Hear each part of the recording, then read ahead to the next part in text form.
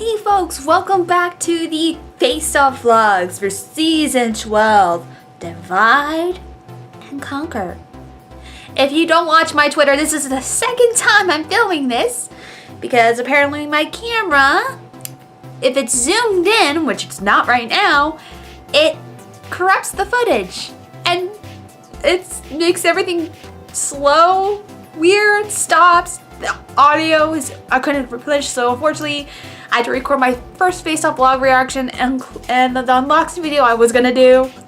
I'm gonna have to do something a little bit different than that, but I have an idea, so let's get started with this season. I'm gonna try my best to remember the first episode since it's been a week since I watched it, but I got this though. Now, this season of Face Off has just started, and if you could tell from the title, yes, it's called Divide and Conquer. It's completely different. This twist right now is that, like I predicted from season 11 of Face Off, when All-Stars, where they had the All-Stars combined into two teams for one episode and then split off into individual. This is a two-team challenge where the 12 artists have been split into two teams of 6. And I do like that. It's going to be something a little bit different and challenging. And the one thing neat is they will select a foreman, a captain each week, who will keep an eye on the schedule, reorganization, everything else, make sure everyone is balanced and cohesive, which is not bad. I like that. And one thing neat is to tell is that this is season 12. We have new contestants. We have new people. And since I didn't want to write all their names down, luckily I have my phone here to basically list off all of the contestants that premiered in this season, since it's the first episode. And I'll read them off and I'll try my best to remember what they talked a little bit about themselves. Try my best to remember. Okay, first up we have Laura McCormick. She was a cake designer. So it reminds me a little bit of, I don't remember which season she won. It reminded me of Dana, who was a cake designer, and she won her season. I love that, so that's pretty neat. Next we have Al Tusk, who I learned apparently from his film criteria, since he's a special effects makeup artist. He's worked on the Texas Chainsaw Massacre 3D. He's worked on Men in Black 2, and he's also worked on Kevin Smith's Tusk. And I really want to see Tusk, especially just to see Justin Long and Waller's makeup. Yeah, if you don't know what Tusk is, go read the plot or buy the movie. I want to buy the movie. Yeah, I can't buy the movie anywhere around here. Why? And oh, I forgot to say that they do actually have team names, so I gotta also talk about which team they're on. Like, Laura is on Twisted 6, Al's on Twisted 6, Andrew Freeman is on Ethereal Effects. And the one thing I learned about Andrew, when he introduced himself, he's like, I'm one of the few people that founded Immortal Mask. And I'm like, wait, why did I know that? Oh dear God, they were at Scout LA a couple years ago. Yeah, for those who don't follow the Halloween conventions or the horror conventions, Immortal Mask is a company that actually makes these incredible detailed masks. I actually came across their booth a couple years ago.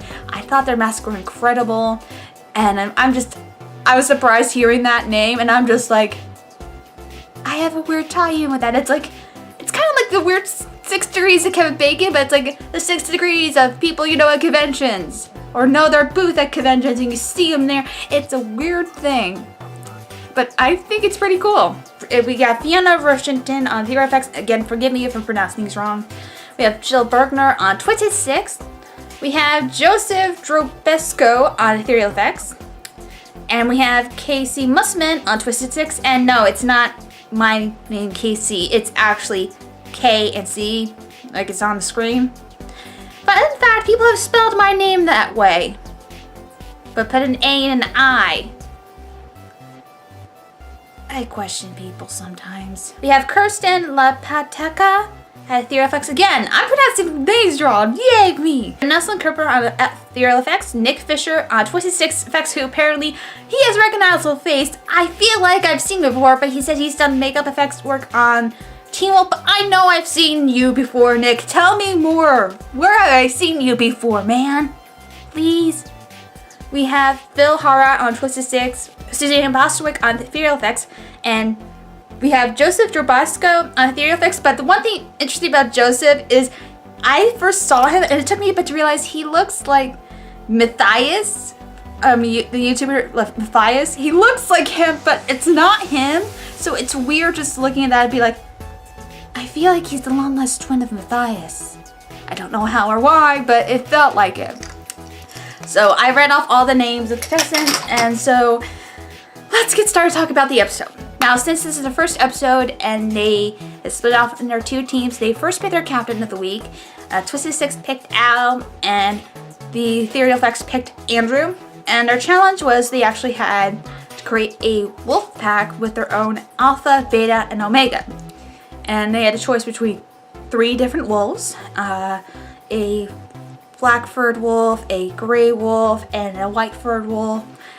And Twisted Six picked the white-fur wolf, and Ethereal Effects picked the black-furred wolf, and they went to work. All of them had different ideas and concepts. I will talk about the ideas and what they actually manifested in the final looks. And they just didn't seem like anyone was really struggling at first, what I saw, until we got into the judges looking at the looks.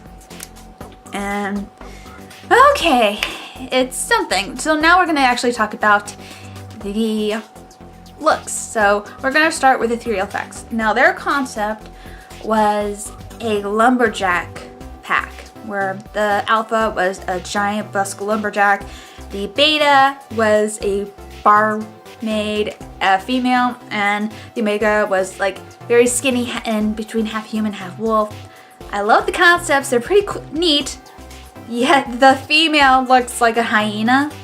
I don't know why, she looks more like a hyena than a wolf. I love the lumberjack. The lumberjack feels like a big, tough, burly werewolf, but the female doesn't feel like that. They were trying to make her still remain sexy, but we've seen Howling 2. We see that you could actually pull off werewolves being sexy, but also retain that they're human selves. Like, they're still a bit human, but they're more sexy as they're turning into werewolf. Howling 2 managed to achieve that better. Howling 2.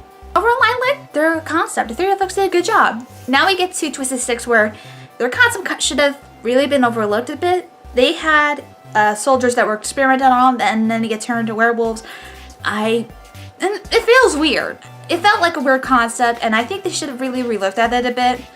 But I don't know. I like the middle wolf, the wolf in the middle. He looked like, I liked his face, but the rest of his head looked like almost becoming a hairless rabbit.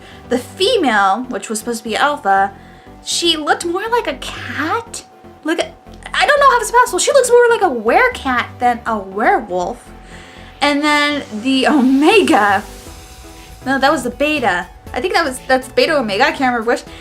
He looks like, you know how pugs are so cute and squishy and adorable?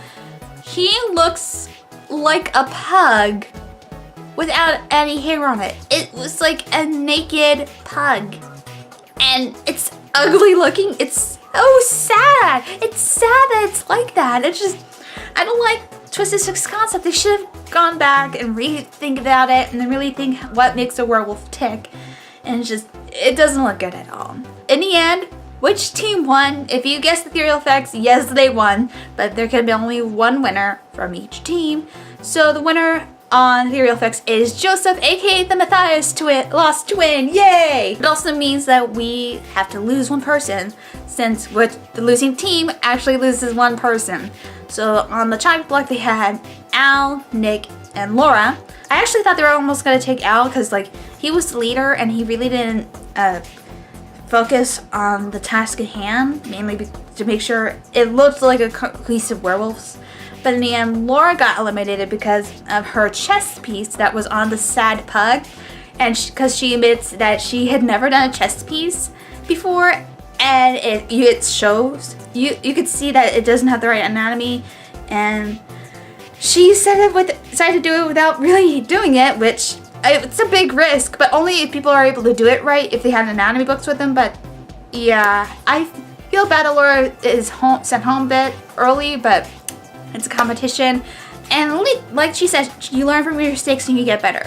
Which is true. You learn from your mistakes and you get better.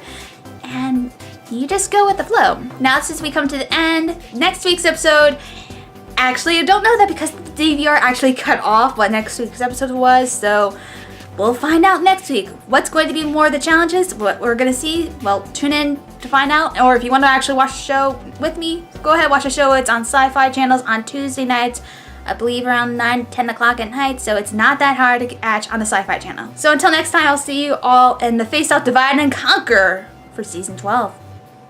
Later.